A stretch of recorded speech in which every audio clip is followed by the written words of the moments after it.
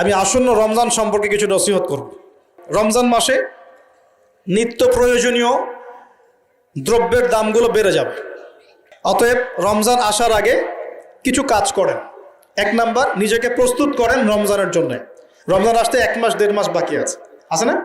আগে মনটাকে প্রস্তুত করেন, রমজান আল্লাহ আমাদেরকে রমজানে পৌঁছে দাও এবং বেশি বেশি রমজানে ইবাদত করার তৌফিক দাও।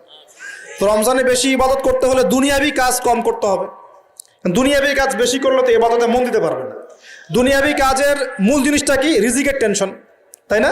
রিজিকের টেনশন, খাওয়ার টেনশন, পড়ার টেনশন, শপিং টপিং হাবি জাবি। রমজানে এইসব খুচরা টেনশন মানুষ ভোগ করে।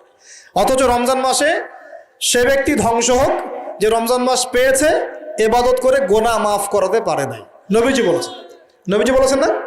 তো এই জন্য রমজান কেন্দ্রিক প্ল্যান থাকতে হবে যে রমজানে আমি এবার 1 খতম কোরআন দিব, একবার আমি পুরোটা পড়ে শেষ করব, নবীজির হাদিস চর্চা করব, আমি মানুষকে ইফতার করাবো, আমি 30 দিন জামাতে তারাবি পড়বো, 5 ওয়াক্ত নামাজ পড়বো, ঠিকঠাক মতো রোজা রাখবো, সাদাকাতুল ফিতর দিব, আমি ওশর দিব, জাকাত দিব। রমজানে আমল করে একদম আমলের বন্যা বইয়ে দিব ইনশাআল্লাহ। একটা প্ল্যান থাকতে হবে না? প্ল্যান থাকতে হবে। তো প্ল্যানের মধ্যে সবচেয়ে বড় বাধা কি? সবচেয়ে বড় বাধা হচ্ছে দুনিয়াবি কাজে ব্যস্ততা।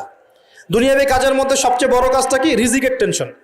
তো প্রিয় ভাই, যাদের সামর্থ্য আছে চেষ্টা করবেন রমজান আসার আগেই নিত্য প্রয়োজনীয় দ্রব্য যেগুলো লাগে এগুলো বাসায় মোটামুটি কিনে রাখার জন্য, এবং প্রয়োজন হলে পারলে সামর্থ্য থাকলে পরিবারের জন্য হাদিয়া তোহফা যেটা ঈদের জন্য কেনেন সেটা আগেই কিনে রেখে দেবেন। কারণ রমজান মাসে নিত্য প্রয়োজনীয় দ্রব্যের দাম বেড়ে যাবে। 100% গ্যারান্টি দিয়ে বলছি ইনশাআল্লাহ।